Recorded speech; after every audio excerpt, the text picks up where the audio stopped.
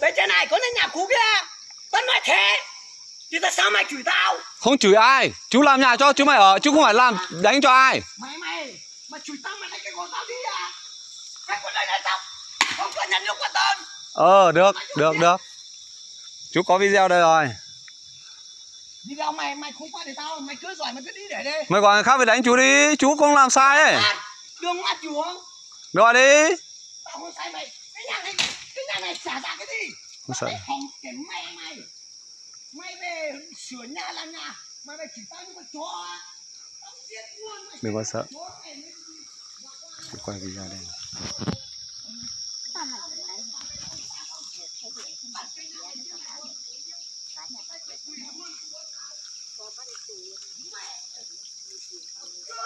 Chú sẽ cho bọn này đi tù.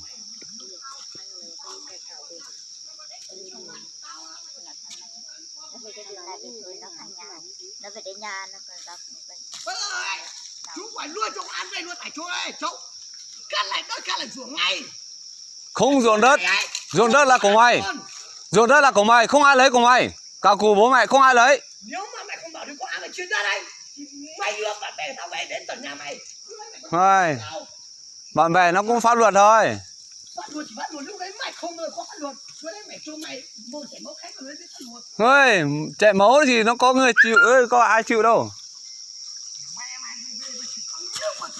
Chú giải thích có người chứng kiến chứ không phải là một mình chú nói. Tao suối là sao thì mày chứng kiến. Đến lúc chú ăn về mày khổ sẽ ăn. Tao giết luôn con được. Giết đi, mày giỏi cứ giết đi. Chú làm nhà cho mày ở mày còn giết à? Tao chưa từng thấy là người về là nhà như mày. Mày nói nhiều hả mẹ? Tao chưa từng thấy một loại người về là nhà như mày. Đấy, mày cứ làm đi, mày cứ nóng tính đi rồi quăng, rồi sau này mày không biết. Sống này cái này, cái cuộc đời tao khổ từ trước đến giờ mà chưa hổ tao lần nào. Tao nhớ đến bây giờ. Đúng rồi, ăn cơm đá bát quăng nhá, mày nhớ cẩn thận. Mày chỉ trước mặt của tao rượu của tao. Mày chỉ tao. Tao chả dám nói một câu à. Tao nể mày thôi. Mày nhớ lại đi nhá. Ăn cơm nhà chú, đá nhà chú mày nhớ lại đi. Còn tao đi để làm cái gì? Tao hỏi mày xem. Lấy cái gì? Mày chụp ảnh cái này đi làm cái gì luôn này? Mày chụp mắt tao ngu á. Chụp kẻ tao. Thì mày đánh nhau, mày đánh chú thì mày chẳng có cái đấy làm chứng kiến. Tao chưa đánh mày chụp cái này đi làm cái gì? Kệ tao. Kệ mày thôi mày.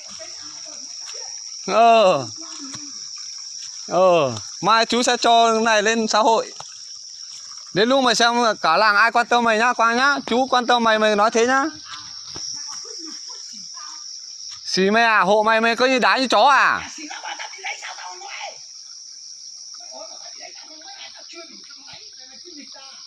Mày vừa lên đây đánh chú đi thế. Chú về đây dụ mày hộ mày làm cái nhà mày bảo là mày đánh à?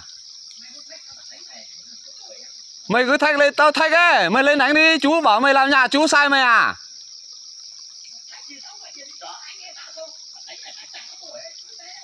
Chú lên đây chú bảo là anh em bảo hộ mày làm nhà mày lại đi đánh á. Mày dọa nhau vừa thôi. Mày cứ gọi đi. Như kiểu là chú đi ăn cứt đi ấy. Chú hộ mày làm nhà chứ mày làm thế à? Nhà chú mày ở chứ chú ở à?